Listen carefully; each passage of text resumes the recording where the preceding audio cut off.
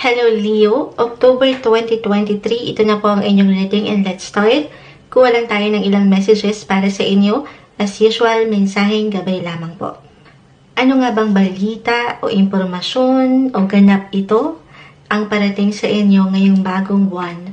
October 2023 para sa mga Leo, anong maiwan natin para sa kanila? Message. Okay, merong sumasama sa aking kamay. Aga pa tayo dyan.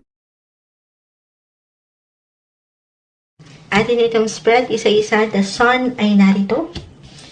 King of Cups, reverse. The Fool. Six of Cups, reverse. The Eight of Cups. Way, Ten of Pentacles. The Moon ay narito.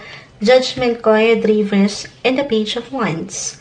So, unang-una dito sa aking nakikita, ay yung pagiging handa or ready nyo sa ilang adventure or pag-explore ngayong buwan. Hindi man ito na about sa physical travel, pero sa ilang hakbang, sa ilang movement, kahit sa inyong sari-sariling isipan lamang ito ngayong buwan. Tayo po ay monthly horoscope, tarot reading. Merong pag-init doon sa kagustuhan yung meron pang marating, mapuntahan, or matutunan. Okay? Pero kung higit tayong magiging practical, merong pag-travel talaga.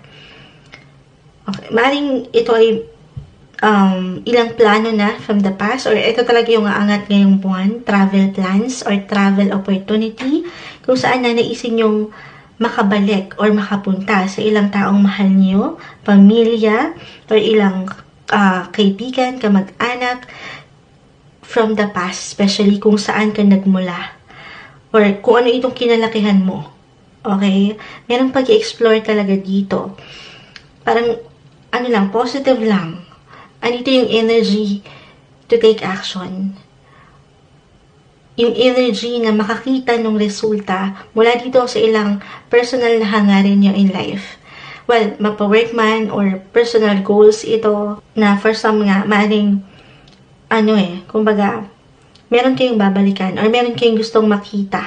Halimbawa lamang ito kung kayo nasa malayong lugar or merong ilang tao na mahalaga sa iyong puso, Leo, na nasa malayong lugar. Then this month, maring magkita kayo or magplano kayo kahit sa simpleng ideya pa lang ito na magkita, especially para sa mga nasa ibang bansa. Okay? Parang nais niyo yung payabungin, payamanin, yung connection na ito, yung emosyon na meron kayo sa ilang taong mahal nyo sa buhay. Or kung higit po tayo magiging practical, itong travel naman, it doesn't matter kung ito ay long or short travel. With the Sun, kung saan kayo, yung location, kung saan ay andun yung pagka-bright, pagka-maliwanag ng kapaligiran, kung saan kayo ma-relax, makakapag-recharge ng inyong mga energy.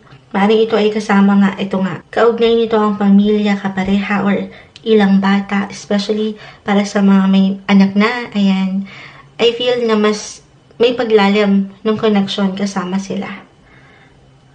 Or maybe this is a message para sa inyo, Leo, especially kung alam nyo kailangan na, or ito yung hinahanap nyo, andito yung init, yung movements, yung makabuo ng bagong memories kasama ang mga mahal sa buhay. Then, a message to spend more quality time kasama sila. Or, sa mas practical, if ever, just only take what resonates, guys. Tayo po ay general message. Mag-reflect talaga yung travel, yung ilang new beginnings na gusto niyo pang ma-explore in life. Then, maaring, travel. Meron kayong aasikasuhin or aayusin ng ilang dokumento, travel documents, your visa, your passport. Okay? Or, magkakaroon kayo ng connection. Kung hindi man ito mag-reflect, kahit sa simpleng connection sa isang tao or ilang tao na nasa ibang bansa or nasa ibang lugar. If this is not about your family, then maaaring may kaugnayan ito sa work. Itong travel na ito. Kahit over the net lamang, halimbawa kayo yung mag-represent sa inyong kumpanya or meron kayong kliyente na magmumula sa ibang lugar o ibang bansa. Pero andito, yung gain, okay, yung kagalingan din. Merong karagdagan. meron kayong benefits na makukuha. Gaano man po yan kalaki or kaliit sa realidad ng buhay, tayo pa rin ay magkakaiba ng posisyon, ng sitwasyon. Pero I feel na hindi lang new beginnings, hindi lang parang pag-level up ito. Pero definitely things will change for the better. Kahit unti-unti. Huwag ka lang magpabigla-bigla sa anumang decisions kasi andito yung pagka-exciting or excited ng ilan. Na minsan, di ba kapag andito yung, ayun nga, na-excite tayo, may tendency na magmadali, na magpadalos-dalos, na hindi natin nakikita yung buong larawan. So, take it easy pa rin, especially if this is something work or merong involved na investment, money, marapat lamang na you should always know your business. Ano man itong nais niyong gawin, pasukin, pinag-aaralan kung kinakailangan. At wag pangunahan ng emosyon lang, okay? Sa ganitong pagkakataon, pagdating sa work or investments, ganyan. Kung merong new beginnings, I see and feel with your cards, Leo, na meron ding munang parang culmination. Merong magtatapos. On the positive side, yung aking nakikita. Meron kayong, yun nga, bagong simula ay naharapin eh. So, something will end muna to make room for something new, for things na much better na. Patungo palalo dito sa progress na gusto nyong makita. So, kung hindi tayo magiging practical, meron kayong matatapos na proyekto sa trabaho, or merong magbo-boom na negosyo, or kung kayo yung mga estudyante pa lang, kasi may pag-explore eh. Parang nagsisimula kayo ulit, merong magtatapos, ayan. At dito, naghihintay yung ilang new beginnings. Yung fresh starts para sa ilan. Huwag lamang kayong pangingibabawan ng takot, ng pangamba, na minsan, tayo lang din, the judgment card is in reverse, yung nag-iiwan ng higit na critic or judgment sa ating sarili. So, yung sariling abilidad, huwag mong pagdudahan yan. Stay positive lang daw with the sun. Manatilihin yung enerhiya in you, Leo. The sun, you are ruled by the sun, Leo. Ayan.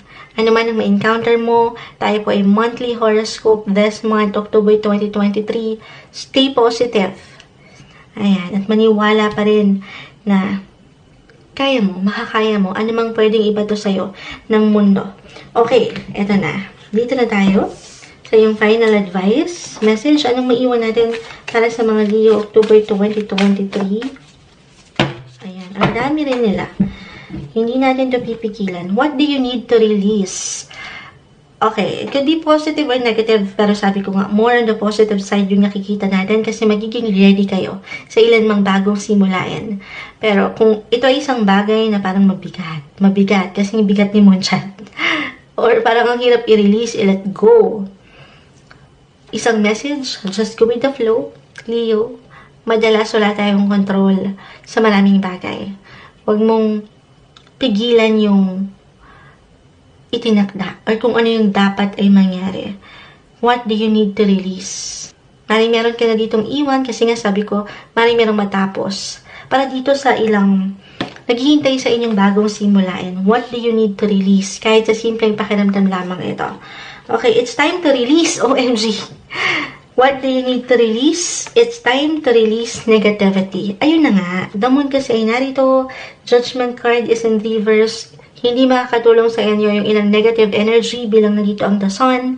Pangibabawan kayo ng positivity. Positive vibes lang daw tayo this month. Sinagot din tayo, what do you need to release? It's time to release negativity. Work through your fears. Andito yung pangamba, even yung takot na ayaw natin. Huwag kang matakot. Okay, i-overcome mo raw itong takot na ito. May kasabihan na turn your weakness into strength. Ayan, paglaruan mo itong ilang takot na ito, labanan mo. Huwag kang pangibabawan ng takot na yan or anumang pangamba na pwedeng umangat ngayong buwan. Okay, your dreams need a practical plan. Ayan, magplano.